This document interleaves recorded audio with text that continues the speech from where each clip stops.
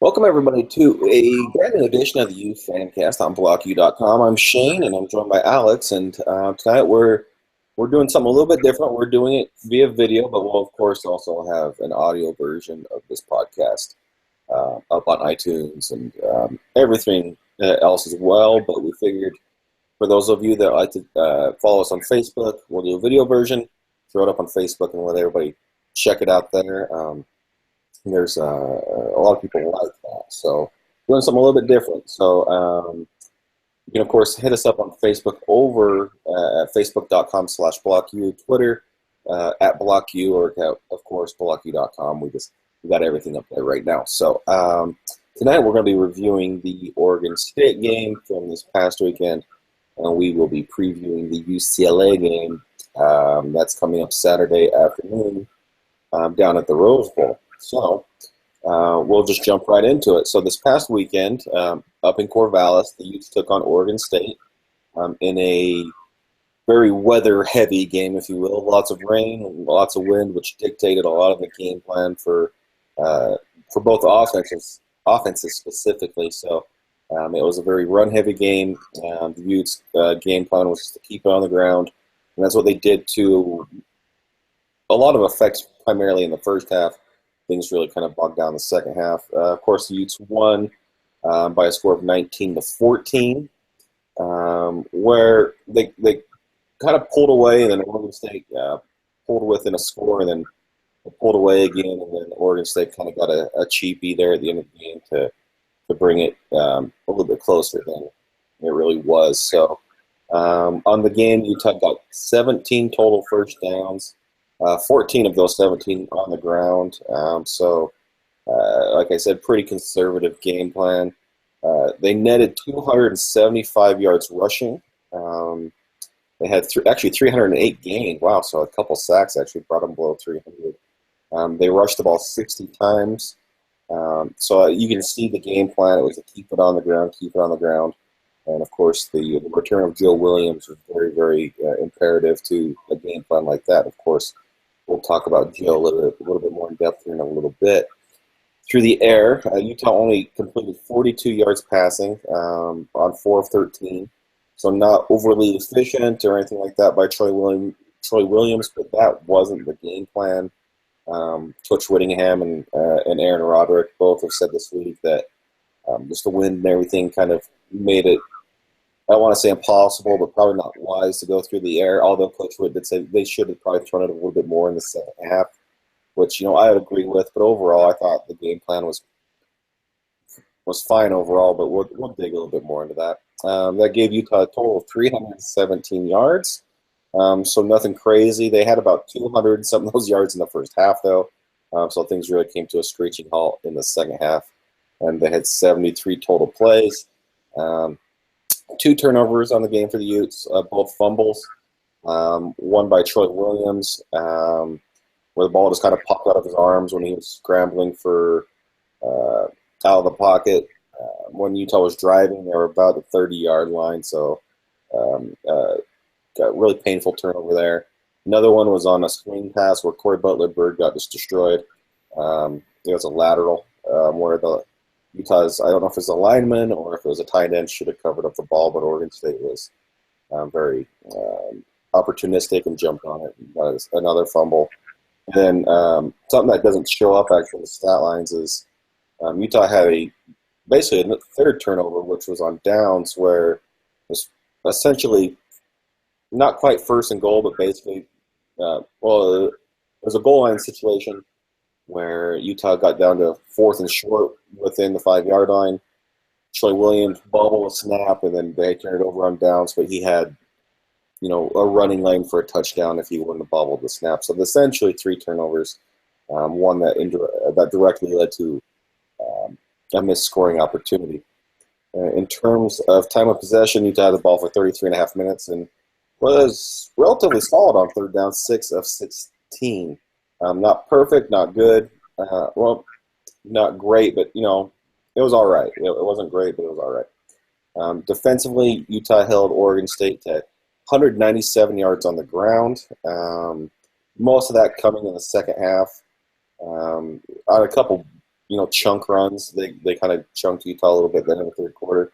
Passing 100 yards through the air, nothing special again. Total offense 297, and the big thing was the third down conversions. Oregon State was 3 of 16. At one point, they were actually like 0 for 11 or 0 for 12. Utah's defense did a good job getting them off the field. So that's just kind of some big picture stats here.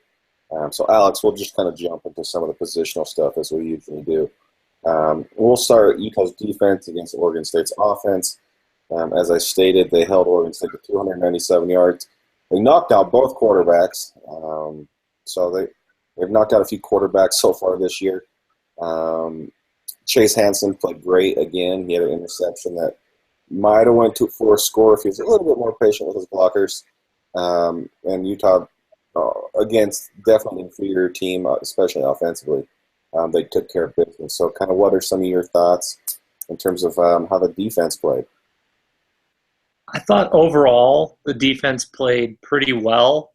The rushing numbers are a little misleading because there was that bad snap on the punt that led to the safety, which basically counted as a minus 35-yard run for the Beavers. So if you factor that out, Oregon State averaged well over 6 yards a carry if you factor that out, which isn't great. Oregon State kind of showed some vulnerability of the Utah defense running to the outside, running those jet sweeps, which you talked about it last week, that they were gonna do a lot of that, and that's exactly what they did, and Bolden looked good on those. Ryan Nall managed to carry the ball once before having to leave with an injury, and I think he ripped off, I think it was about 32 yards or something. So I think the defense overall, they played well. I think the weather helped them a bit. I also think that Oregon State, especially in the first half, just kept shooting themselves in the foot. You had multiple dropped passes and that were decent passes from Garrettson, and then Oregon State really was the better team in the second half. I think outside of that fumble that led to the lone Utah score in the second half. I mean, I think it was a good game from the defense, but Oregon State's offense isn't all that great. Ryan Nall, who's their starting running back, who was huge in their win over Cal, missed the entire game outside of one play, and the weather really hampered the offenses. Like you mentioned, Chase Hansen was great, but losing Sania Tautioli and Marcus Williams are definitely concerning. And so, I mean, overall, it was a decent to good performance from the defense, but I think if you keep in mind the weather and the opponent and kind of grade it on a steep curve because of that, I don't think it was a very good to great performance. It was decent enough to get the win, but it certainly could have been better given the amount of talent that they have, and especially how they started out the game with Hansen having multiple tackles for loss and interception, etc. So, I mean, like you said in your write-up, it's a win, and that's really kind of the best way to sum it up.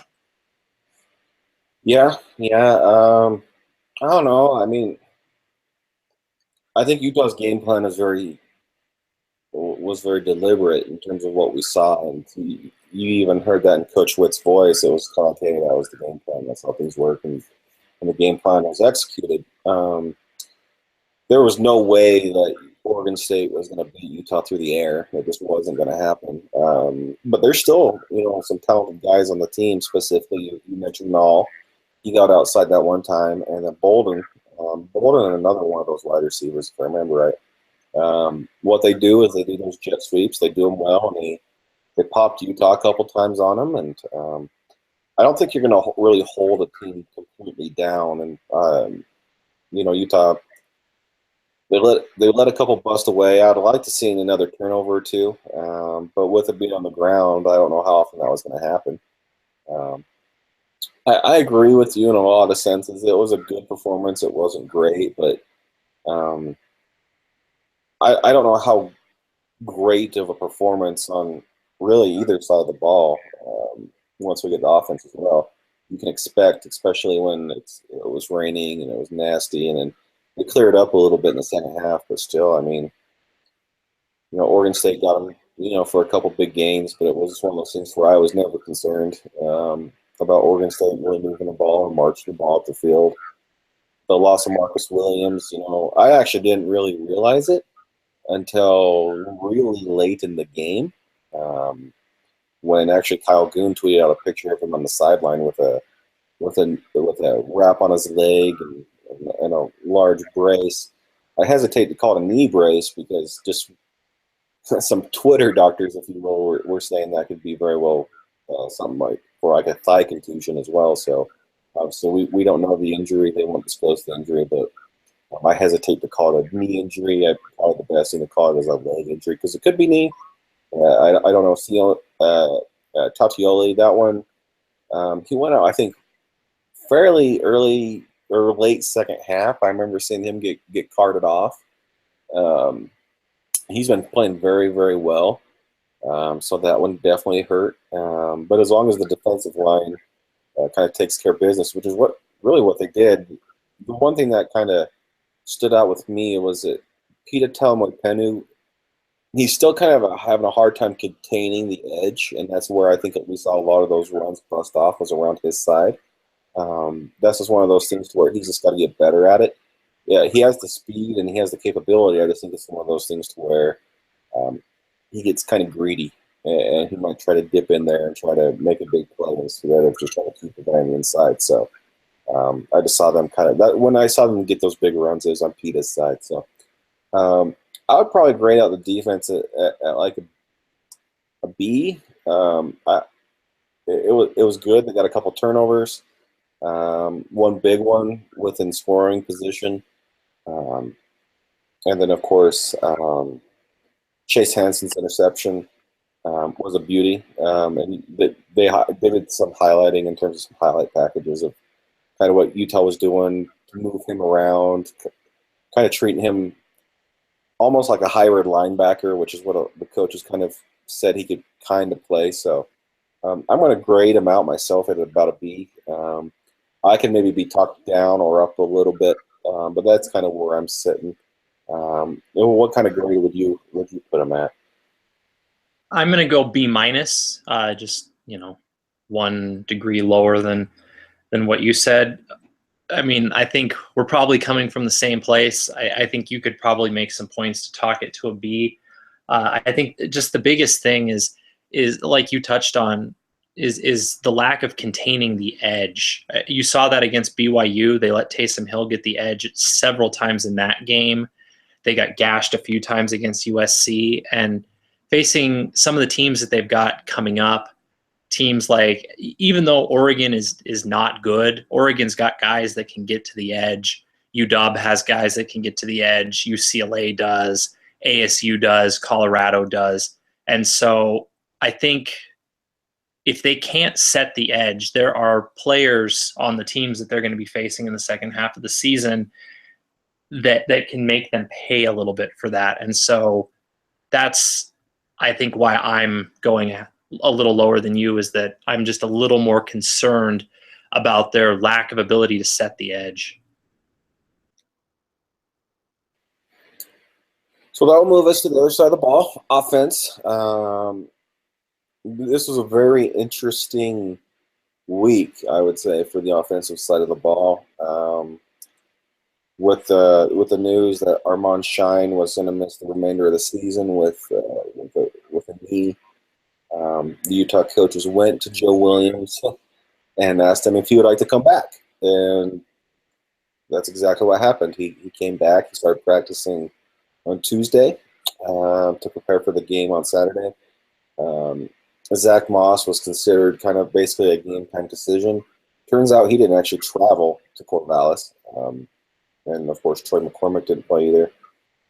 So Utah rode with their original starter, Joe Williams. And you know what? He hit the ground running. He had 178 yards on the ground. and to score. We saw a little bit of that Joe Williams from last season show up against Oregon State. He hit the hole hard. He showed some of his speed. He still is brought down a little bit in the backfield, a little bit easier than I would have liked to see him, but I don't think that's all on him. It'll be interesting to see how he follows up that performance against Oregon State with UCLA this weekend. I really liked the Corey Butler-Bird running back package that they installed. I would have liked to see a little bit more in the second half. They kind of went away from that in the first half. He had about 50 yards rushing, 50 or 60. I'd have to dig into the stats, but he was very effective. I wouldn't be surprised if we start to see that a little bit more. Coach Whittingham said, that he has a lot on his plate with return, responsibilities, with wide receiver responsibilities, and now probably I wouldn't be surprised to see him in the backfield just a little bit more, especially until we see both Moss and McCormick back. In the first half, it was basically a tale of two halves. The first half, Utah was very effective moving the ball. They had 230 or 240 yards total offense, most of which on the ground. Pretty much moving up and down the field almost at will. A couple turnovers kind of really stunted really good drives that they had going on. The second half, an entirely different story. Obviously, Oregon State shored things up quite a bit, which is what you would expect from Gary Anderson. Gary Anderson is a very good coach, very good defensive mastermind, and from the mold of Kyle Whittingham. Things just came to a screeching halt for the Utes. They went probably a little bit more conservative in the second half. Like I said, I didn't see as much Corey Butler-Bird package, which, like I said, I was a really big fan of. They really took the air out of the ball, especially throwing it. I would have liked to see more throws, but I see where the coaches were going with it in terms of, with the weather like it is, it wouldn't be hard for a ball to get caught in the wind and flutter and to get picked off or anything like that. Or to see a bad snap get caught in the wind and get blown back, like we saw what happened against Oregon State with their punt. So offense wasn't good, but it was also kind of a product of the weather we saw and product of the game plan. I think a lot of people went into full-blown panic mode after the game. I was actually pretty shocked at how some fans reacted. Should have been better, yeah, it probably should have, but I don't think the reaction was warranted of what we saw, because this has been a productive offense, specifically churning up yards. They've left a lot of opportunities out in the field, and hopefully we see that get addressed at some point, but there was a lot of people just, in my opinion, overreacting to what they saw this past Saturday. We didn't see really any Tim Patrick. He came in for maybe a series or two, did a little bit of blocking, but we didn't see much of him. It was an offense that was dealing with a running back that hasn't played in 4 weeks, a wide receiver turned running back, kind of with Butler-Bird, and some adverse weather conditions. And all in all, I didn't have a problem with the game plan. Mix in a couple more throws, keep them, maybe catch them every once in a while. But I'll grade out the offense at probably like a C minus. They're a little bit below what I would have liked to see out of them, but once it was over, like you alluded to earlier, it's a win. It wasn't pretty, but I don't think it was going to be pretty to begin with. In a 90-degree weather down at the Rose Bowl, I'd anticipate to see a little bit more offensive continuity, especially if we see some bodies come back. So what's kind of some of your thoughts on what we saw from the offensive crew down in or up in Corvallis? Well, I think you get a gold star. You called Joe Williams in your bold prediction last week, so good job on that. He's always had the skill and the ability, but it's always been kind of here in the head and in the heart. And he showed a little bit of that, and busted off a couple big ones. I wish he would have busted that 50-yarder into more like a 80-yarder for a touchdown, but hey, beggars can't be choosers. So yeah, I think Joe Williams looked great. I think you couldn't ask for any more from him. Over 170 yards rushing, 34 carries after having not played for a month. I mean, that's darn impressive. He didn't fumble, which was great. I mean, it's one game, but since he's been back, he hasn't fumbled. Knock on wood that continues. He did very well against UCLA last year, if I remember right, as well. I'm sure we'll talk about that more in a minute, but I think Troy Williams looked off. The wide receivers looked off. In general, the passing plays were there. Singleton I think it was either their first drive, maybe even their first play. They tried going deep to Singleton and it was incomplete. But the receivers were open when they ran passes. They either dropped it or Troy Williams missed it, and a lot of it they just didn't call it. They only attempted 13 passes, so it's hard to throw for a lot of yards when you only throw 13 passes. So I think the weather certainly played a part. I think the coaching certainly played a part, and I think there was also poor execution that played a part in the lowest passing yardage total Utah's had in the Pac-12. And I mean, they won multiple games, I think in 2014, throwing for under 100 yards. So it's just a little crazy to think about. They threw for less than 50 yards and still managed to win the game, and they weren't running an Air Force-esque triple option offense. It's just kind of a funky stat line to see that few passing yards in a Pac-12 game. I don't think the offense was great. I liked Corey Butler-Byrd at running back, and I believe he said, or I heard on the broadcast or something, I can't remember exactly where, but prior to junior college, he always played at least some running back, and it was not until junior college and then here at Utah that he was fully either a wide receiver or a defensive back. So it is a position he has some experience at, and I mean, him, Tim Patrick, and Raylon Singleton are all playmakers, and I think you got to figure out ways to get them all the ball. Singleton is big, physical wide receiver, runs down the field well, can go up and get the ball. Tim Patrick, same kind of thing. Where Corey Butler-Byrd is dynamic in space. You saw what he did against Arizona. I remember when he came back and we were talking about that, and I said that it was the biggest news when you had Joe Williams retiring, which he's back now, Kylie Fitz out for the year, and then Butler-Byrd back. And I said that it was going to be the biggest impact news because he's such a dynamic playmaker. And so I like trying to get him the ball multiple different ways. You get it in his hands, he's the kind of player that can bust a big gain. And I think until McCormick is back, you got to use him some at running back and use him the way that you were going to use Troy McCormick.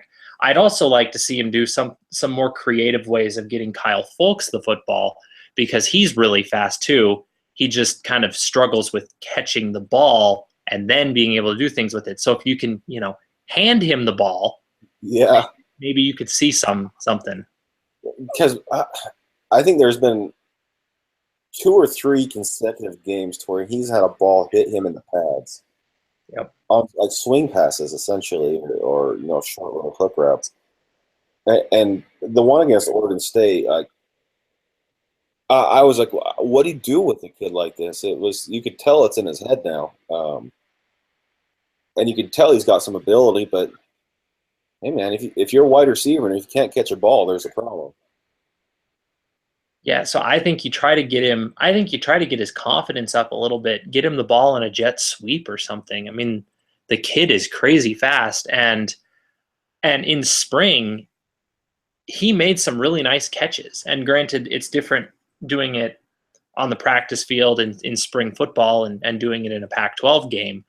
But I think you're right. I think it's more mental with him, because I think you saw in spring that he does have the ability to catch the football. I think it was the same thing with Drez. It was all mental. When Drez didn't think and just had to make a circus catch, he made it. and he was dropping a lot of the easy ones, I think, because he was thinking about running after the catch, etc. And so I think you've got to do something to get Kyle Fultz's confidence up, because I do think that he can be a weapon in the offense. He just needs to be able to actually get the ball, and if he's not going to be able to catch it until he's more confident, then try to get him a jet sweep or something, and just see if he can bust it, because that kind of speed, you got to try to find a way to use it. And I know they are, and he's dropping the ball, and that's not on the coaches. You can't drop the ball as a wide receiver, but at the same time, with the degree of injuries that they've had, guys like him, you need to figure out ways to use him and try to get him to step up.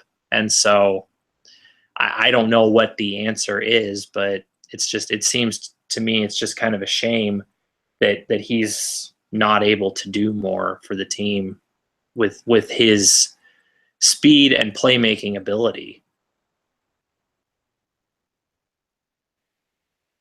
Yeah, he's a name that would be a really, really nice contributing addition to the offense if he could get that stuff straightened out. Because this is it's a talented offense, and any extra speed or capability you can get is just a welcome bonus. So, in terms of special teams for the game, I don't think there's a whole lot to say. Utah kind of avoided. The conditions weren't very advantageous unless you're kicking one way or the other way. The ball would probably be treated a little bit differently. Andy Phillips, he hit the one field goal, if I remember right. Oregon State can't say the same. Their kicker shanked at least two. They had the punt go, or the snap go over the punter's head for a safety. I actually had a gut feeling before that was going to happen. I actually almost tweeted out, I'm like, better watch out for the wind here, because I wouldn't be surprised if there's even remotely a bad snap if it flew up through the end zone, and sure enough, that's exactly what happened. So Utah's second safety in 2 weeks. I don't know when the last time that happened. So I don't know. I'm not going to grade out the special teams. I would say they won the day over Oregon State. Do you have anything you'd like to add for the specialists? Utah made the one field goal they attempted. Oregon State missed two. Oregon State, like you said, had the safety on the bad snap. And I thought Mitch Wishnowsky, considering the conditions, did a nice job punting the ball. And I think the only thing is, Booby Hobbs still concerns me. I always kind of hold my breath every time he's returning it. But other than him, I think in general the Utah special teams has been very solid up to this point in the year. And the one thing that I will say is that Utah is leading the nation in net punting. And if they stay at their average, they will break the NCAA record for net punting in a season. Wow. It'd be interesting to go see how many punts they have at this point right now this season compared to last season, because they've had some 3-and-outs, but it seemed like last year they would just go on these streaks of 3-and-outs that would just be maddening. So it'd be interesting to see a comparison of punt attempts versus the punt yards and punt average and everything like that. So with that said, the Oregon State game, it's in the books. Utah is now 6-1, so they are bowl eligible for the third consecutive year. They are 3-1 in Pac-12 play. They are tied for the lead in the Pac-12 South with Colorado. They are just ahead of USC and Arizona State, if I remember right. So they're in a very nice position right now. And now the Utes go to Southern California to play UCLA in the Rose Bowl. UCLA right now is 1-3 in Pac-12 play. They are struggling with health issues just like Utah, but they are not getting the results on the field. So far on the season, I have their schedule pulled up, and we can break down some of their losses here a little bit. So they opened up the season losing at Texas A&M in overtime, 31-24. The next week they had UNLV at home, where they struggled with UNLV quite a bit. They won 42-21, but UNLV was hanging with them there for quite a while. I had one eye on that game. They beat BYU in Provo 17-14, but outside of a late score, they pretty much had BYU at arm's length that entire game. It really wasn't as close as that score. No, I mean that game was pretty pathetic to watch. Neither team was playing very well, and yeah, BYU got a touchdown on their final drive and then attempted an onside kick, which they didn't get. But yeah, I mean in general, BYU didn't ever really threaten until they got, like you said, a cheap touchdown at the end. But I wouldn't say UCLA played well in that game, No, especially offensively. they lost to Stanford at the Rose Bowl 22-13, but that game was they actually led that game most of the way until Stanford scored a touchdown with probably a minute left or so, and then they got a touchdown at the very end on a strip sack that frankly just didn't matter. So it was actually 16-13 that game, if you don't count that last score. They blasted Arizona, which everybody's doing now, at the Rose Bowl 45-24. Then they went to Tempe and lost to Arizona State. This was a shocker for me. They lost to them 23-20. And Josh Rosen went down late in the game. He actually went down twice. I know he had like a foot or an ankle injury or something like that, but then late in the game, he actually had a shoulder injury, which knocked him out for the remainder of the game, and knocked him out for the next game against Washington State, where they lost 27-21. Well, Washington State had control of that game most of the time until, again, a late score or two from UCLA really kind of tightened things up a little bit. But again, Josh Rosen did not play against Washington State, and they showed a clip of him trying to warm up before that game, and he was trying to throw a ball, and he could just barely get it over. He didn't even complete a warm-up pass in pregame because he couldn't. And now they're saying that there's a good chance he goes this week against us down at the Rose Bowl. I'm not sure if that's the wisest idea. If you have a quarterback that can't really throw the ball, of course, he could be way better than last week. I guess we'll find out. Either way, that leads us into kind of previewing this game a little bit more. UCLA, for all intents and purposes, is out of the Pac-12 South race. They're not mathematically eliminated, of course, but with 3 losses, they'd probably pretty much have to run the table and need some help to get to clinch the South. So we'll now kind of go into the matchups. We'll start with Utah's defense against UCLA's offense. Like I said, Rosen, they're saying he's probably going to play. Nobody's really said, but that's kind of the consensus, is that we'll probably see him. At what percentage will he be? We'll find out. I can't imagine he would be near 100% after I saw him try to throw the ball. UCLA has been very poor at rushing the ball this year. They've had a hard time getting the run game going, and they've had some minus 1 yard against Arizona State rushing for the game. Well, that should tell you a little bit. They've had some running back injuries, so there's been some inconsistency there, and their offensive line has been kind of shaky. But their problem is they switched to this more pro-style offense and wanted to be more physical running the football, and then you have a game where you literally have minus 1 yard rushing.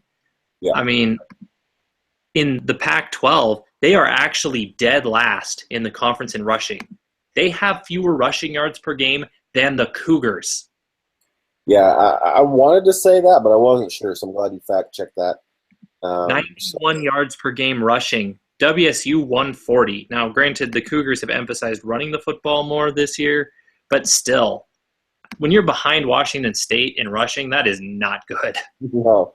So let's just jump into a little bit again. So how do you kind of see the Utah defense? Probably sans Marcus Williams and Sumia Tautioli, more than likely. Obviously, they can show up. We'll find out. But kind of how do you see the two sides of the ball in terms of Utah's defense matching up against the Bruins on offense? So I think it's strength on weakness in both senses. I think the strength of the UCLA offense is clearly their passing game, and especially if Utah is missing Marcus Williams and Sania Tautioli, the pass defense is going to be by far their weakest, because I think Tautioli is the best linebacker in coverage that Utah has, as evidenced by his pick six against BYU, and some of the other nice plays that he has made in coverage this season. I think he's also very athletic, can run with tight ends and things like that, better than maybe anybody else Utah has at linebacker. But that kind of concerns me. And Utah, we've seen against USC, against Arizona, and against Cal that the pass defense can be soft and is prone to giving up big gains. Against USC, they didn't really give up any 40, 50-yard bombs in the passing game, but they were giving up 8 to 12 yards on almost every pass, where against, you saw both Cal and Arizona just hit several bombs. I mean, Cal's shortest touchdown, I think, was about 24 yards or something. So UCLA's lack of a running game, I mean, they're not probably going to run the football on Utah. Utah's great at stopping the run. And I don't think UCLA, from what I've seen so far this year, I don't think they're going to do a lot of damage on the ground. But what worries me is that, especially without Marcus Williams, who's kind of the center fielder of the Utah defense, who really kind of covers the back end, it worries me that UCLA, with the speed they have, Kyle Whittingham talked about it in his press conference, the speed that UCLA has, it worries me that they might be able to get behind the corners, and then you don't have a Marcus Williams to come over the top and help. And so I worry that even though Utah will probably stop the Bruins running game, they'll be able to hit a few passes over the top. Now, if Marcus Williams plays, which I really don't know, he's off the depth chart, but Kyle Whittingham reiterated he doesn't make those. And somebody kind of asked, well, what is Chase Hansen going to be like playing next to Jordan Fogle? And Whittingham's like, well, how do you know Marcus Williams isn't playing? So they're being coy about it, which is how they are about non-season ending injuries. But I would be surprised if he plays. And so it just worries me that with him not there, and with the speed UCLA has, and Rosen is a good deep ball quarterback. I mean, he is an NFL quarterback. He's probably going to be a first-round pick next year, after his junior year, because he's a sophomore. But I think that's what worries me, is just that UCLA may not have a lot of nice sustained drives, but if they hit 3 or 4 home runs, that's what Cal did. Cal really didn't drive on Utah. It was feast or famine. They were either doing nothing or they were hitting 50-yard bombs. And I worry that UCLA is going to do the same thing, because I don't think they're going to drive. I don't think they can run the football. And I think Utah has good enough corners to keep if they can keep everything in front of them and UCLA just tries to dink and dunk, I think you're going to see people like Chase Hansen make plays on that. But if UCLA just says, screw it, we're just going to go for home run balls here, I think without Marcus Williams, they will be able to. And so I think that's really the matchup to watch, is the Utah corners against the UCLA wide receivers deep. Yeah, that's a good one. My thing would be, if Rosen plays, which I'm not sold he is, for a couple reasons. One, I kind of feel after watching him try to warm up and not even be able to throw the ball, I think he'd have to go a long way. But two is, Rosen is he's only in college because he has to be. So I wonder if he totally agree on that one. Yeah, I wonder if he gets in the ear of his coach, but coach, my shoulder's just not quite there, just thinking, hey, I want to be in the NFL and I don't want to risk getting hurt anymore. So that's just more me thinking that Rosen's not necessarily a team guy. But if he does play, I'm not certain he's going to be able to throw the ball deep consistently with an arm injury that he has, especially accurately. Now he might be able to, and to your point, Utah's given up some deep balls this year. If that's the case, this game, in my opinion, will come down to the defensive line in terms of can they get pressure on the quarterback and get him out of the pocket. Because one of the things that Rosen does do well is he gets out of the pocket and he can throw on the move pretty well. So I think it's going to be up to the guys up front to make things uncomfortable for whether it's Rosen or the backup quarterback. I think it's going to be up to those guys to not let them sit back there and chuck the ball, deep. Do those, as you alluded to, they're a little bit more pro style this year. Do those 5 or 7 step drops, and then it's also going to be up to whomever's playing a linebacker to watch for some of those cheap screen plays and stuff like that when Utah is bringing the heat. So those wide receivers that for UCLA, they're a good group. I don't know if they're I know they're not as good as USC's or Count or specifically Hanson for sure. And that Demetrius Robertson is legit. Well, the true freshman. Yeah, and Arizona's got great wide receivers too. Their problem is they just don't have a healthy quarterback to get them the football. So I'm not going to be surprised if UCLA does get some chunk plays, because frankly it's the Pac-12. You're going to get beat from time to time. You just are, whether it's a starting quarterback, the backup quarterback. So what's going to happen? You made a good point. I don't think they're going to drive on them. They got to minimize that, but they have to. I don't see how UCLA is going to score more than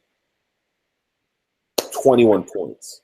I just don't see it. So that's kind of where I'm kind of setting the number for them. Utah's got to do some stuff offensively to take care of the ball and such. But I think the Utah defense, even sans Marcus Williams, can kind of keep the UCLA offense contained and in check, because it's not an explosive offense. So I think they'll be able to do enough to really make those guys struggle even more. And the field position battle, I think, will also come to play as well. So we'll flip to the other side now. Utah's offense versus UCLA's defense. UCLA's defense, they might have one of the best secondaries in the conference. Their defensive line has been solid. Utah's offense, I think, has been, frankly, probably what we've wanted them to be for a long time. They're not overly explosive. They're probably pretty average, but I think that's fine considering what we've seen in the past. So the key is for Utah specifically on offense is who's back. Will Zach Moss be back? I kind of think he might be, but again, without knowing the extent of his injury, we don't know. With him being a game-time decision last week, he might be pushed into being able to play this week. Dennis Erickson said that Troy McCormick wasn't going to be far behind him, so does that mean he shows up this week or not? I would be surprised if Tim Patrick doesn't contribute in some capacity this week. He did play last week, but he obviously, with the game plan and everything, he didn't get any catches. So I would be surprised if we didn't see him back in the lineup. So that's going to be the big question for Utah on offense, is which bodies do they have back and who's ready to contribute.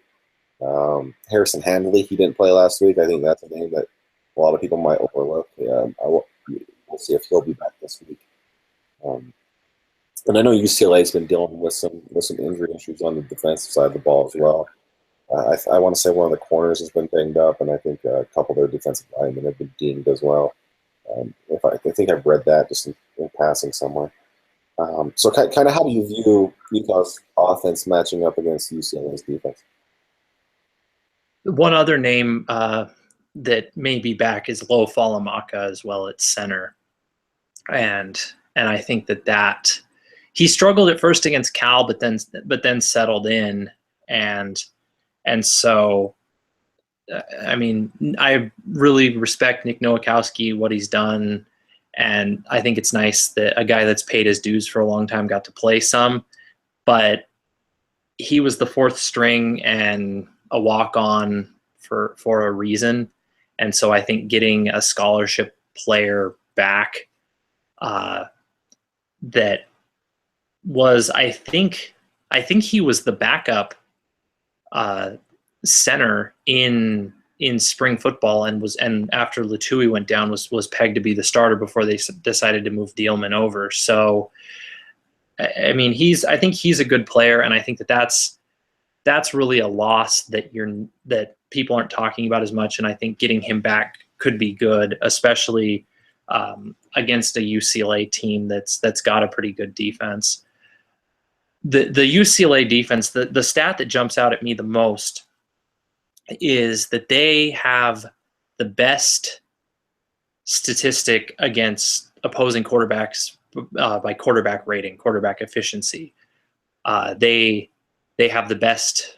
They've given the lowest quarterback rating against them of any team in the conference, and so I think Lo Falamaka and especially Tim Patrick are two names that I think you're really going to need back.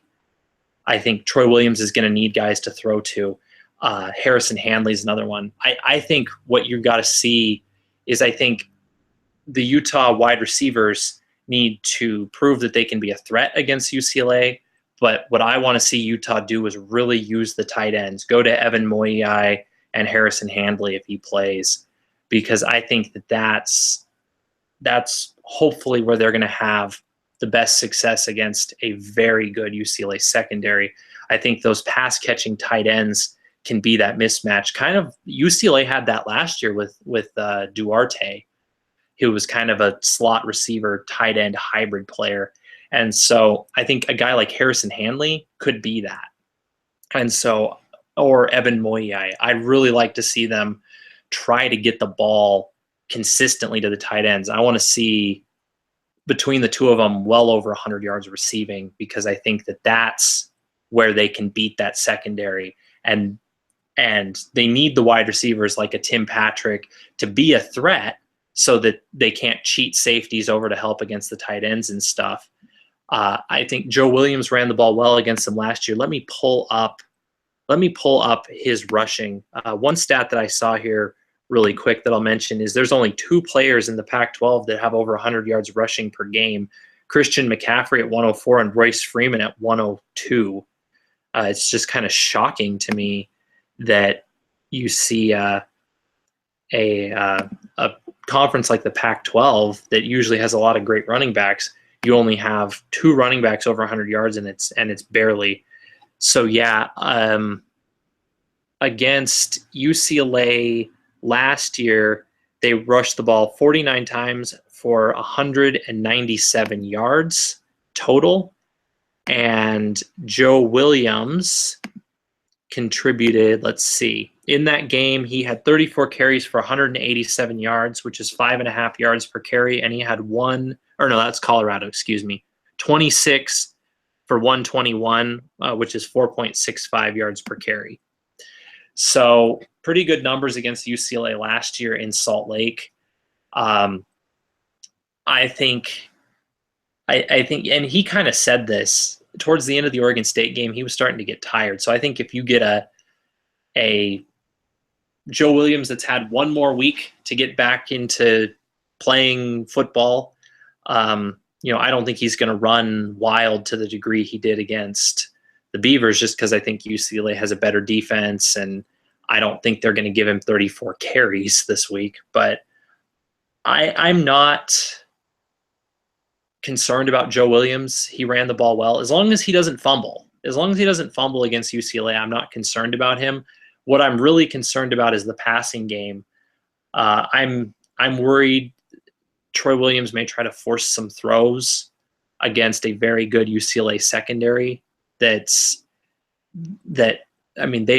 are arguably the best secondary in the conference, at least if you look at opposing quarterback efficiency. And so I think Utah needs to be smart with the football, throwing it, and just not give UCLA good field position because of turnovers. And I think if they can limit turnovers and limit the big plays, I think those are kind of my two main keys in this game. Yeah, Yeah, I think I think a couple times over the top, just to kind of open up the field. I think Troy has that ability, but again, to your point, I think Tim Patrick's going to be key to something like that. We haven't really seen Corey Butler-Bird unleashed deep yet, because we know he's a burner and he can really get down there. So I think that's going to be something to keep an eye on. I just expect to see a really balanced effort from Utah this week, unless they see something and just kind of start picking at it. I've really, overall in the season, I've really liked the game plans that Utah's had offensively. They've been either a little slow to get going or they've struggled in various areas, but I think it's mostly been execution based, not game plan or play calling based.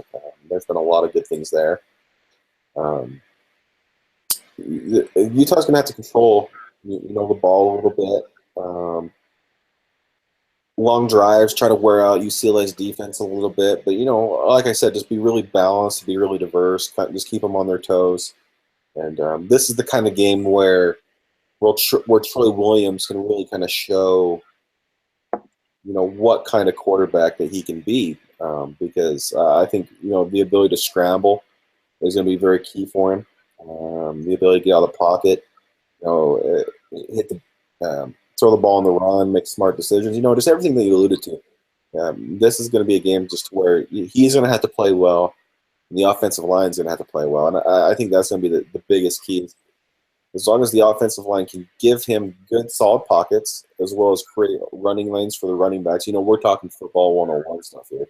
If those guys can do that, then I think Utah will be in pretty good shape. Now, I'm not saying they're going to go out there and put up 30-plus points, but I think if they can go out there and just keep the chains moving and just apply some pressure on UCLA's offense to have to counter, I think that's kind of the kind of game plan that Utah's basically got to go with and try to capitalize on. So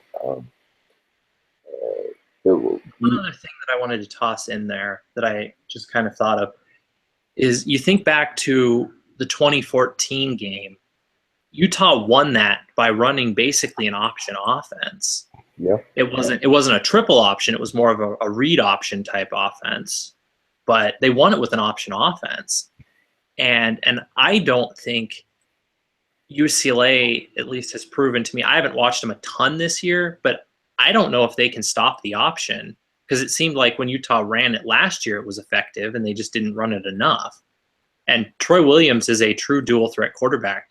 I mean, Georgia Tech recruited him to play quarterback, and that offense they run, it's basically the quarterback runs more than they throw. So, I mean, it shows you the athleticism he has. So I think you need to see a bit more option in this, and I think you need to see Troy Williams keep it some as well to really kind of keep that defense honest and just kind of, I mean, obviously it was 2 years ago, but I mean, it worked perfectly 2 years ago going with a lot of option. And when they ran it last year, it worked. They didn't run it a ton, but it worked when they ran it. So I would make UCLA prove that they've learned how to defend the option as a big part of it. And then you start to get some play action to try to go after that secondary that I do think the UCLA secondary is a bit of a mismatch, especially if Tim Patrick isn't at 100% versus the Utah wide receivers, although I do think Utah's wide receivers are markedly better than they were last year. And they couldn't get any separation against UCLA last year. I mean, a lot of people, Travis Wilson didn't play great in that game, but I don't think he deserves nearly as much of the blame as he may have gotten, because you looked at the plays, there was nowhere he could throw the ball last year because UCLA just had a blanket over the Utah wide receivers. And I don't think it's that much of a mismatch this year, but I do still think that UCLA's secondary has an advantage. If Tim Patrick is fully healthy, it's far less of an advantage. And if they can keep the UCLA defense honest with running and get the tight ends involved, it's even less. But I do still think that secondary has an advantage. Yeah, I think that's where, you know, Troy Williams will come into play in terms of him playing smart, and not putting the ball into dangerous positions, which for the most part I think we've seen him do pretty well. Really, from the USC game on, really. So, so kind of, let's get down to brass tacks here. Kind of, how do you see the game going? Well, does Utah win the game?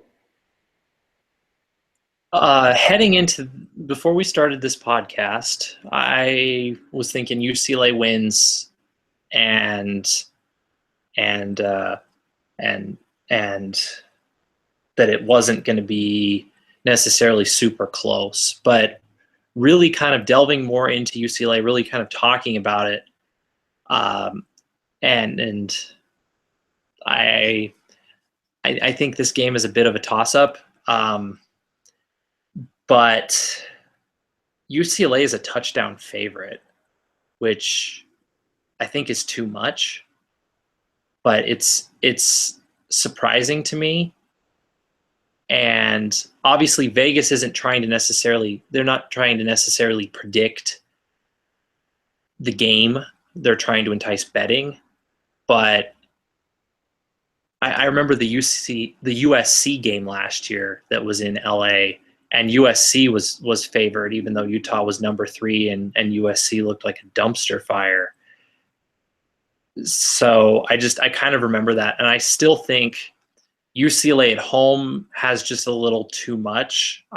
Utah's got a few too many question marks with injuries right now for me to feel confident about them.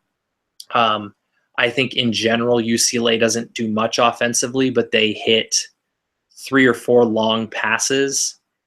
And I think Troy Williams maybe throws into coverage a couple times and gives UCLA a short field once or twice. And I think that's the difference in the game. I think it's going to be something like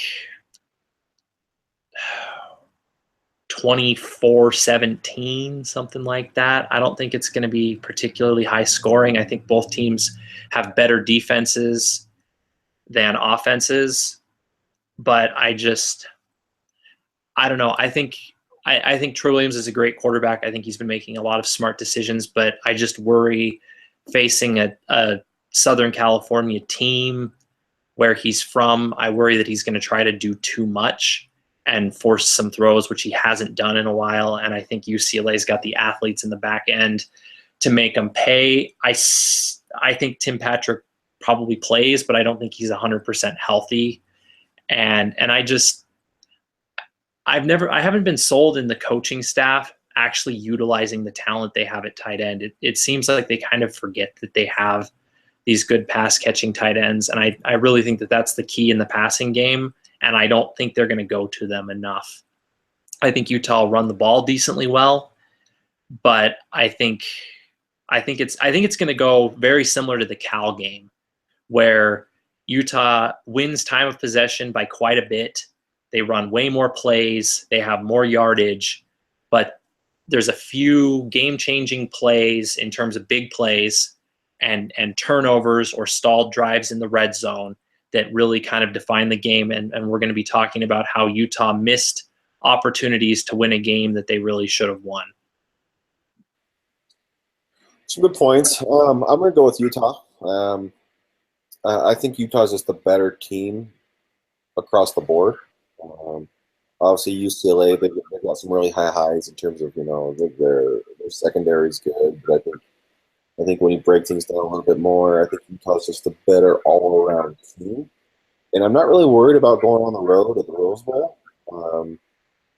I don't expect that many people to be there, to be honest with you, because, they've lost 2 consecutive. They've lost 3 in conference play. And we all know LA fans, they're pretty bandwagon. So I don't expect a huge home field advantage. And the Rose Bowl never really has a great home field advantage unless UCLA is playing somebody like Stanford or USC anyway. Yeah. So I agree with you.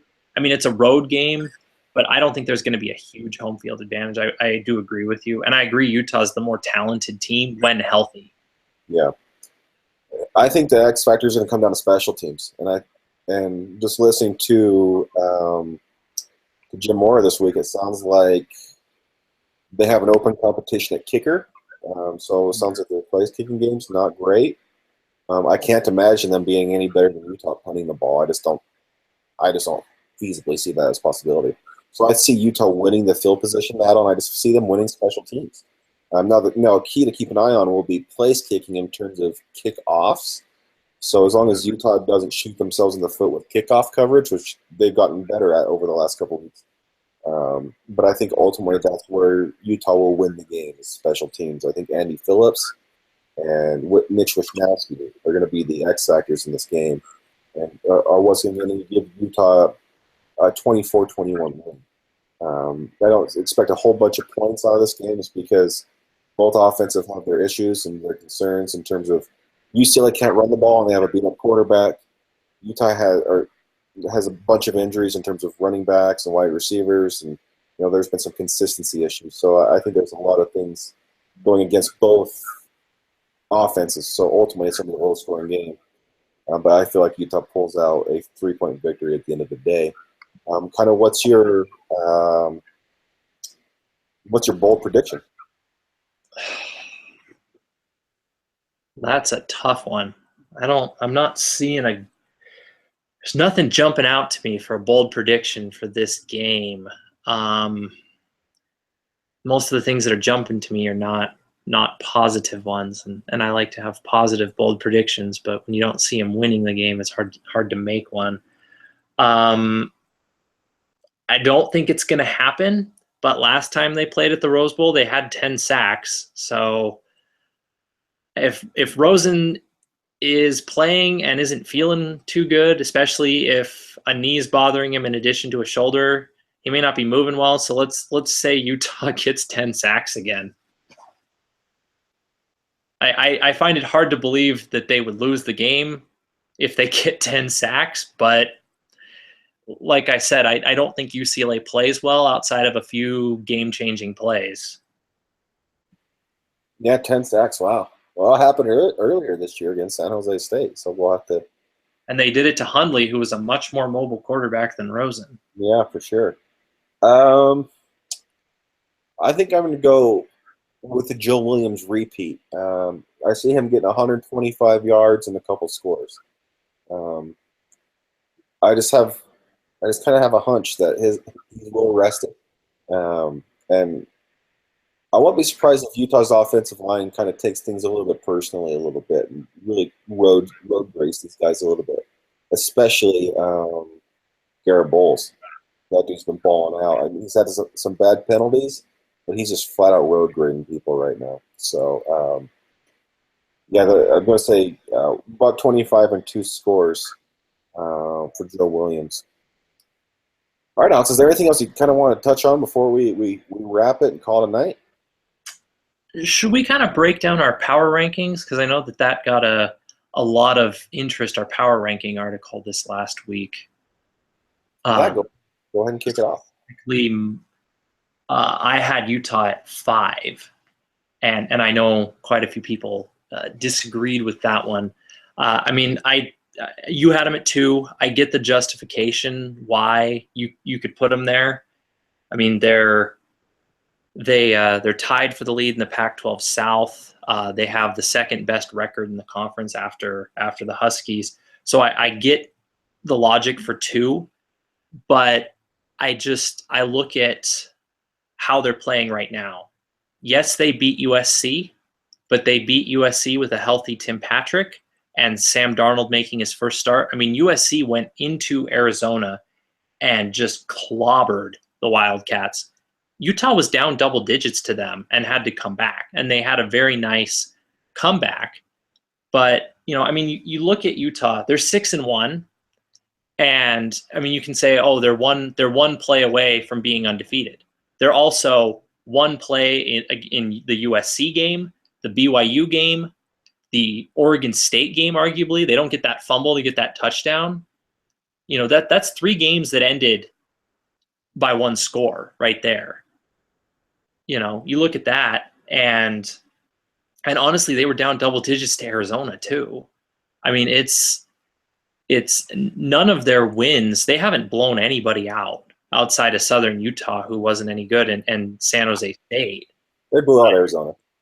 Yeah, I get you're right. The final margin, it wasn't close, and it was not uncomfortable in the fourth quarter. But they were down at halftime in that game, and they were down by double digits. They rallied well and really put the hammer down in the second half. But it's just kind of, you've got to remember, yeah, they had a close loss to Cal, but they've had a lot of close wins, and most of those happened with players like Tim Patrick and Zach Moss and J.J. Dielman and Marcus Williams and Sunia Tautioli all playing. And so part of me, it's like, who's playing the best right now? UW's playing the best. I don't think anybody would disagree. But honestly, I think USC is playing the second best football right now in the conference. Wazoo, total train wreck to start the season, but they're undefeated in conference play. And Colorado has the same record, and they gave Michigan, before Lufau went down, and the fact that they didn't know how to punt a football, they gave Michigan everything they could handle in the Big House. And that Michigan team is darn good. And Colorado barely lost to USC. So I look at those teams, and I think they're all playing better than Utah right now. I think Utah has the potential to be the second best team, but I just don't see a complete game out of them yet this season. And I just worry. It seems like every game there's injuries, more injuries to key players. And so it's like, with the amount of injuries that they have and the fact that they haven't really put together a complete game, I docked them after a kind of lackluster performance at Oregon State. And they go into UCLA and win convincingly, and I'll have them probably back up at 2, but I don't feel confident about them winning that, as we talked about in our previous segment. Yeah, I can kind of see where you're coming from with the Colorado thing. You said they played Michigan tough, but they also gave up like 40 consecutive points to Michigan. That's true. That was all after Lufau went down, and wasn't two of those, like 14 of those points, 2 of those touchdowns were like just the worst punts you've ever seen in your life. Yeah, but still, they got blown out of that game, and USC handled them pretty well. I can buy your USC argument for them being higher for sure. I can see that they're playing really well right now. I'm still not sold on Colorado. I'm just not. I think they may come down to earth here at some point. They've been relatively lucky with health. Obviously, they've had to go back and forth and quarterback a little bit, but everything else around them has been very, very consistent. We haven't seen Utah play their best game yet, but they're still 6-1. That's the thing. We haven't seen them play their best game, and they've won 6 games, and they almost won their 7th game. Now they didn't win the 7th game. That's just the way it is. If Moss would have went right instead of left, then we'd be having a different conversation. If Troy Williams walks into the end zone on the play before that instead of throwing it to Moyai, or if Moyai catches it, that's a touchdown there. They kick the field goal instead of going for it on that 4th down at like the 10-yard line, which, I mean, I agree, go for it there, but they kick the field goal, then you're kicking a field goal rather on that last play of the game. You're centering for a game-winning field goal as opposed to trying to score a touchdown. I mean, they had 10 opportunities to win that Cal game. I totally agree with you there. Washington State, I can see that one a little bit too, but I just have a hard time getting the vision of losing to an FCS opponent out of my mind. And I kind of feel like Washington State might be a little bit too feast or famine. They're on a hot streak right now, but I wouldn't be surprised if they came down to earth a bit. Whenever, at least myself, whenever I do these power rankings, I'm putting UW at 1, just basically out of default. And then really from about 2 to Probably 7-ish. It's kind of a jumble. Um, I just think Utah's the second best team. They may not be the most pretty team right now. They're definitely not the healthiest team. Um, but the fact that they've won 6 games and we haven't seen them play their best ball is pretty darn impressive. They win in kind of typical Utah fashion, which is ugly, but we've seen an improving offense. One that I've been pretty excited about. They have a really good quarterback. He hasn't reached his potential yet. He's still, this is still his first year starting, so I get really excited thinking about the future with Troy. I think we saw a lot more Utah coming close to that potential in that second half against Arizona, where they just blew Arizona off the field. Or the fourth quarter against SC as well. Well, against SC in general, they were moving the ball really, really well. The defense gave up some big plays, but again, I mean, they haven't allowed an offense score over 30 points on them. I think the highest is Cal at 28, if I remember right. I'd have to go back and look over all that. So, while the defense is going to give up some yards, they're not giving up points. So when I look at all these teams, I just see weaknesses or big holes one way or the other, where Utah is, outside of UW, probably the most balanced team in all 3 phases. And I think that's the thing. I mean, USC, they have some issues with special teams in terms of, kicking and whatnot. They still have a true freshman quarterback he's mistake prone. Gives up some really bad turnovers. But, USC is the one I could probably buy in terms of probably being slotted above Utah. And of course, I'm a Utah guy, so I'm going to be a little bit homerish with my picks, but I just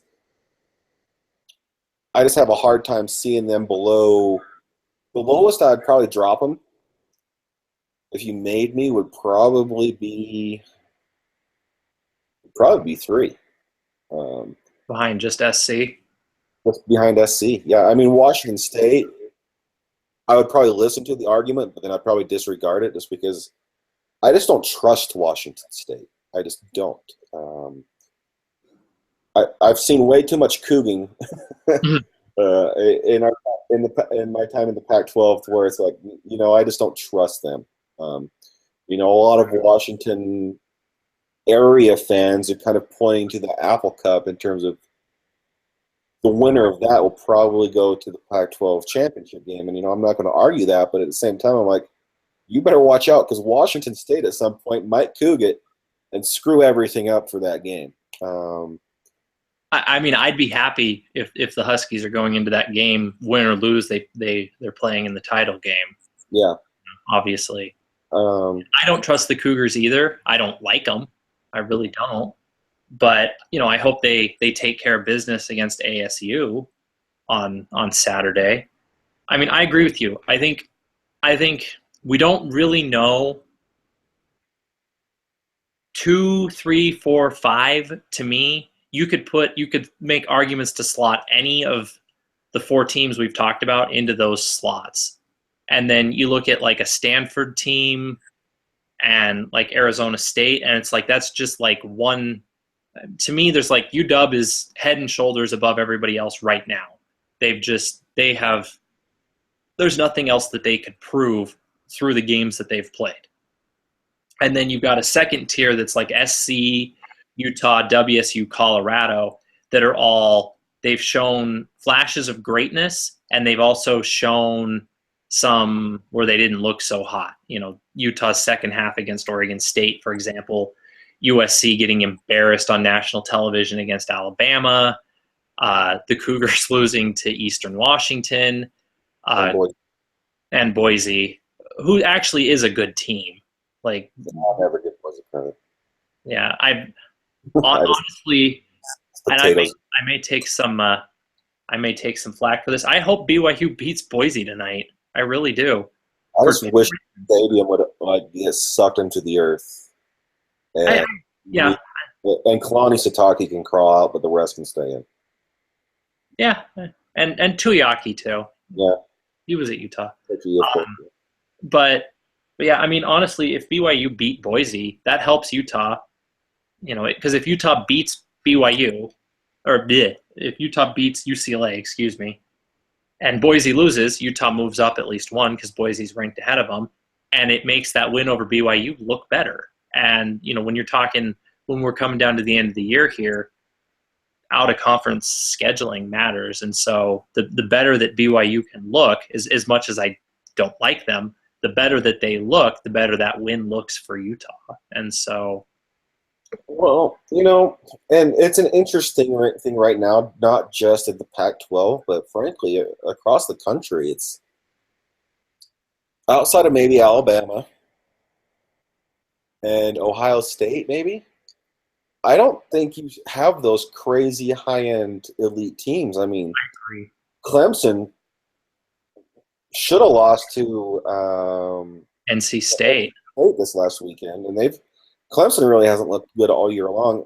You look at the top of the Big Ten, if you look at the top of the ACC, if you look at the SEC from teams 2 to 14, there's just a ton of parity in college football right now. So I think what we're seeing in the Pac-12 is kind of indicative of what you see kind of across the country. Um, like I said, I kind of put UW at 1 by default, but I still have some pretty heavy reservations about Washington right now. They have to show me a few more things. So I just think as a whole, serious. Yeah, like it's. I just think there's a lot of above average to average teams across the country right now. And I think with that said, I think if Utah can kind of tighten things up a little bit, they could take themselves kind of that.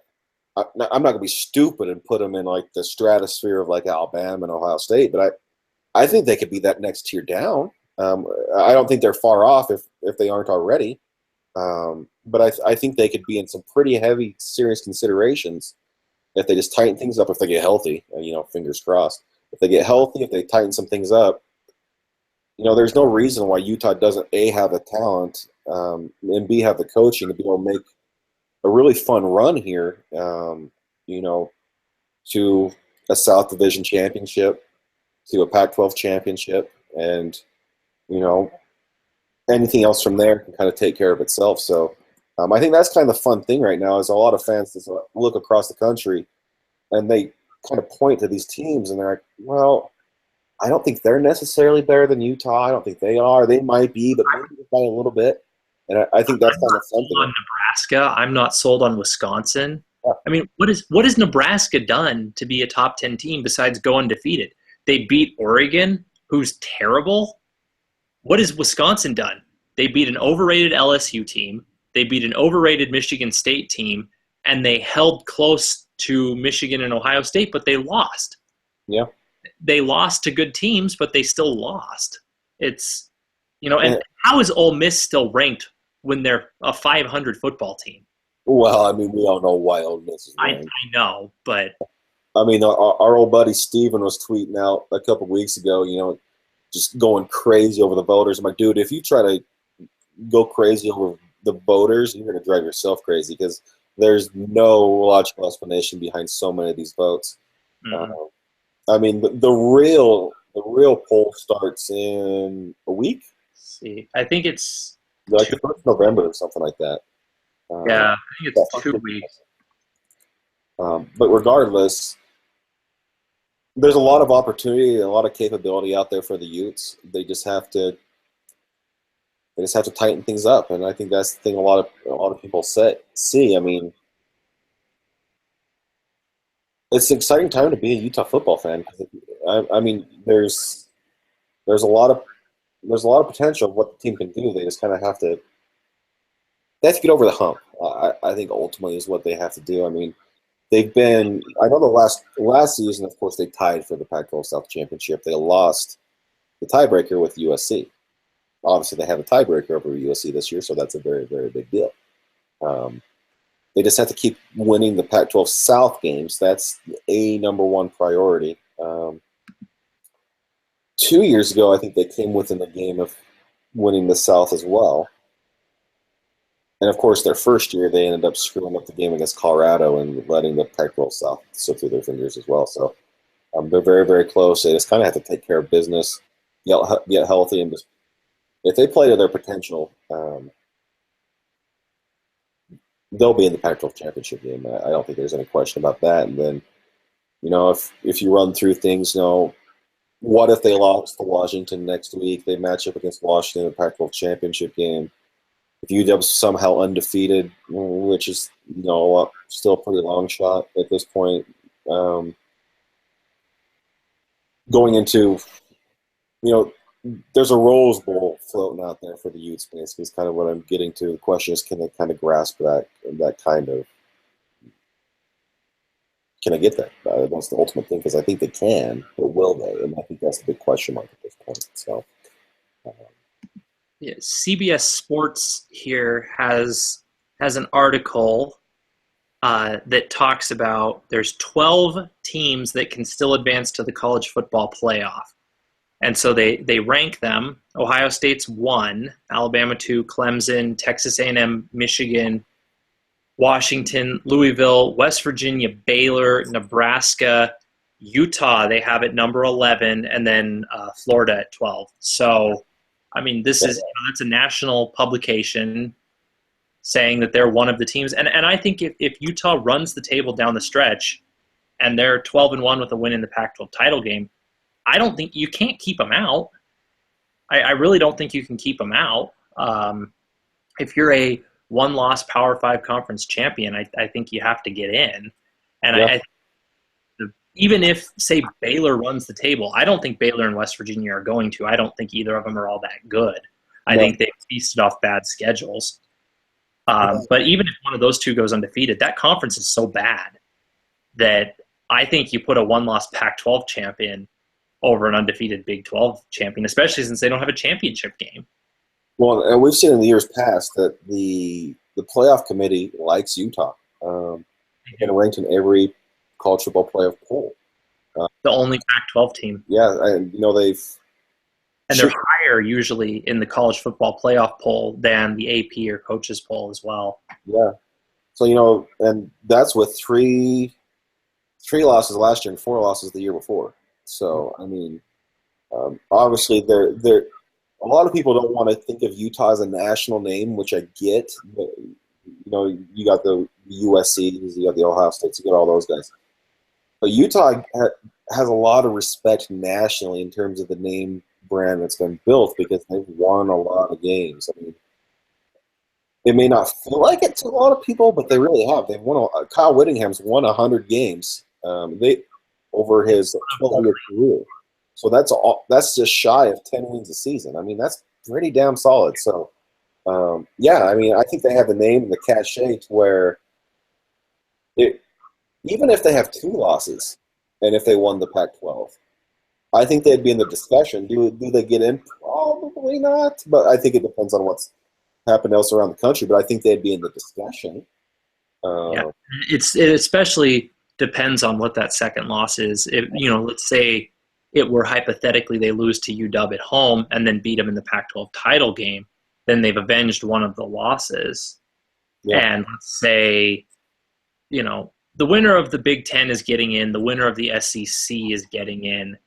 But, I'm not sold on Clemson. Florida State's already lost twice. I'm not, Louisville. You look at the September Heisman, and almost every year the Heisman Trophy winner they were touting that the race is over in September folds down the stretch most of the time. It was Leonard Fournette last year. What happened? Oh, he got stonewalled by Alabama, and then again the next week. Lamar Jackson's a great quarterback, but there's a lot of September Heismans that have wilted down the stretch. There's a lot of teams that have played well in September and October. Utah was one last year that they don't play very well in November. November is really the month where the postseason is decided. It's not decided in September generally. It's November. That's when the craziness really ensues. And so Utah's got a hard schedule in November, but if they can weather the storm and play well in November, you're going to see teams lose. You're going to Yeah. see Well, teams stumble. I think, and for a lot of fans specifically, you have to realize that being in a Power Five conference, there's a lot of built-in advantages. Obviously, it's a much more of an NFL style type of mindset. You don't have to go undefeated. You don't. And now with the advent of the college football playoff, you could probably even absorb an extra loss. Again, to your point, who's the loss to? Can you avenge it? That kind of thing. But it just makes the week by week grind. Basically, it's not a sprint. It's basically it's a long race. It's a marathon essentially. So can you can you absorb the injuries? Can you weather them? Can you get the guys back in time? I think Utah's done. They're down to their fourth string center. They were down to their fifth string, sixth string running back at one point. They lost their number one wide receiver. They'll probably be without their all conference safety for a game. They were without their first round pick of a defensive lineman for a game. The depth of Utah. Yeah, Damo for those first 3 games. Corey Butler-Bird for the first 2. And he missed the Cal game as well because his son was born. Yeah, that's right. So Utah's been very impressive with their depth. Now the question is, can they get those guys back? Can they get through UCLA? Can they? I don't even want to say beat Washington, but let's say they lose to Washington. That's their second loss. Can they get to their bye week 1-1 essentially? Get healthy and make the sprint to win the South. Well, and I think right now, important win anyway. Yeah, for sure. Like I know when I tweeted out the Marcus Williams thing after the game, one of our fans kind of said, "Man, I hope we have him back for Washington." I'm like, I'd rather have him back for UCLA than Washington, because the chances of Utah running the table throughout the rest of the season and only having one loss is really small. Can it happen? Sure, but it's really, really small. So you kind of have to say, okay, where can I pick and choose my wins and losses? Not that you can do that, of course, but if you're playing like the Cal loss, it sucks, but it's one that you can absorb. If they had lost that to USC and beat Cal, then we're in an entirely different situation right now. Kind of a similar thing with UCLA and Washington. Give me the UCLA win every day of the week, and Washington can come in here and win. I will take that every day of the week over the inverse. So it's just one of those things where who you lose to, when you lose to them, is going to be a very, very big deal. So Utah's in a good position. They just have to take care of business. Get healthy. Well, and if Utah beats UCLA and loses to UW, they still control their own destiny because Colorado already has 1 loss. USC has 2, and Utah beat them. ASU already has 2. So as long as Utah beats Arizona State, they beat Oregon, they beat Colorado, they would either have the same conference record or better, and they would hold the tiebreaker over every team in the South. That's how USC won the South last year. They lost 3 games, but they were 5-0 against the South. Their 3 losses were against Pac-12 North teams. They lost to Oregon, they lost to Stanford, and they lost to Washington.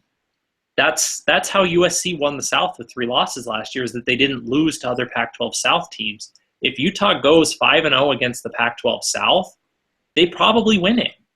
They really probably do. I don't see Colorado getting I'm not sold on Colorado either. They had a nice win over ASU. They looked good.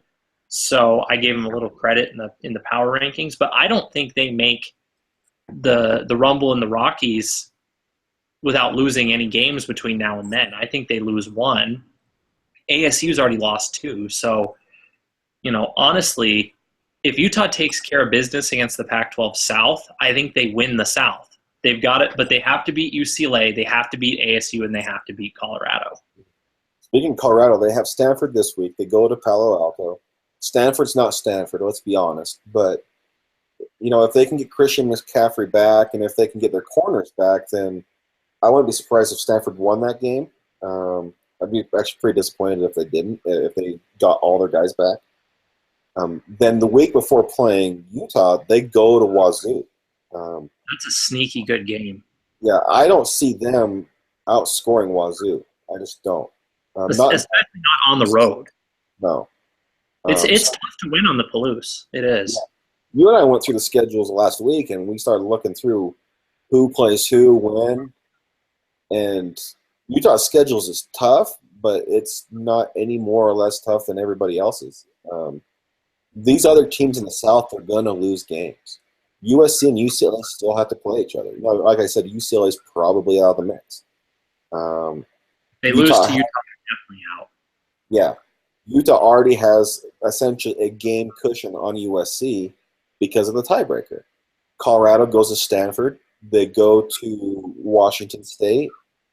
And then they still have UCLA, I think, too, if I remember right. Let me see. I'll look at their schedule. Basically, the moral of the story is, for anybody listening or watching, is the table is there for Utah to do what we all want to do, which is essentially just win the South.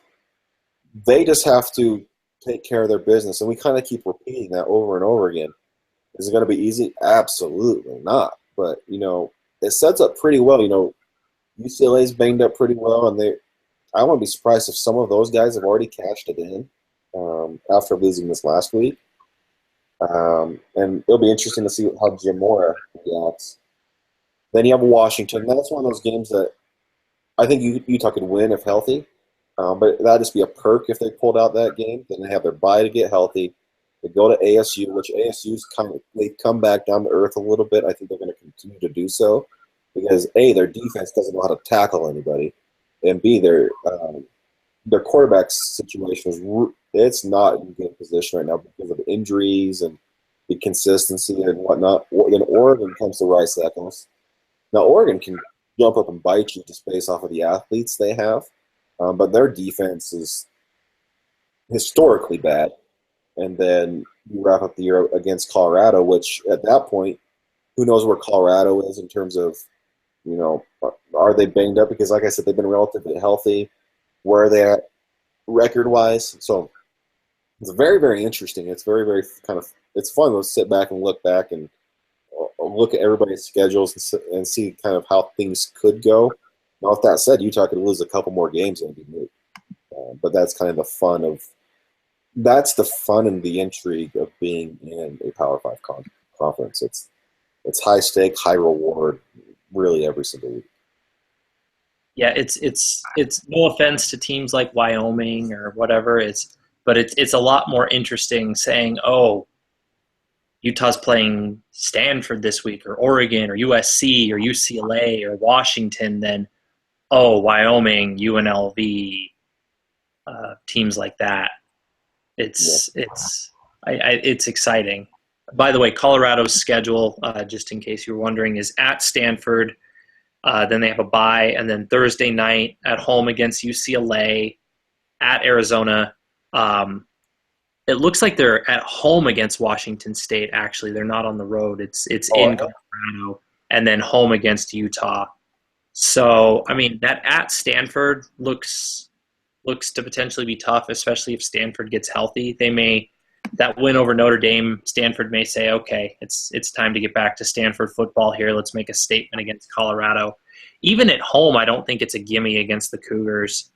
No, I'd still pick Washington State. Yeah.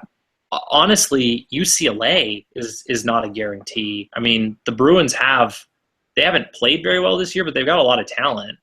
And Sefo Lufau is a good quarterback, but he's made mistakes in the past. He'll make some great plays, and then he'll make some dumb ones. And UCLA's got the secondary to make him pay. So, I mean, that's by no means a guaranteed win.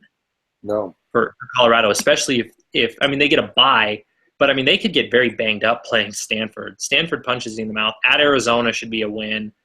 Home against Wazoo is a toss-up at best. And then Utah at home for Colorado. So, I mean, there's 3 games down the stretch there, maybe 4, that that Colorado could conceivably lose. Yeah. So, And even, I agree. I don't think that the Arizona game's a big concern, but at the same time, if Rich Rod gets one of his quarterbacks back, and if he gets one of his running backs back, if you get into a shootout with him, you never know. I mean, it's just that's kind of the nature of the conferences in general. I mean, um, somebody can kind of come up and bite anybody on any given Saturday, and that really makes it interesting. So, um, anything else you want to touch on before we call it? I think we covered everything. I think it was a good wrap up of last week, a good preview of the game, and kind of the outlook of the conference. For sure. All right. Well, thank you everybody for joining us for our conversation tonight, recapping Oregon State, previewing UCLA, and talking a little bit this Pac-12 and frankly overall college football. You can catch all of our podcasts over on iTunes, Stitcher, and Google Play Music. They're all on there. You can search in the search bar to UFanCast on Block U.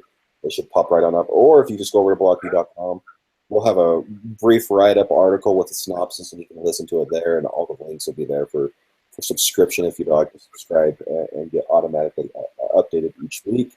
Obviously, videos like this will be on Facebook. We'll be doing, specifically for the home games, we'll be doing a little bit more Facebook Live.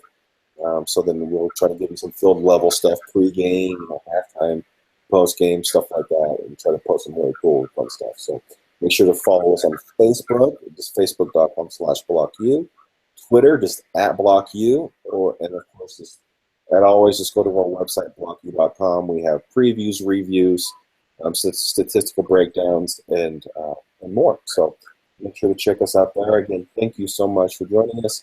We will catch you next week when we recap the UCLA game and we look ahead to the showdown with the Huskies at Rice Eccles Stadium.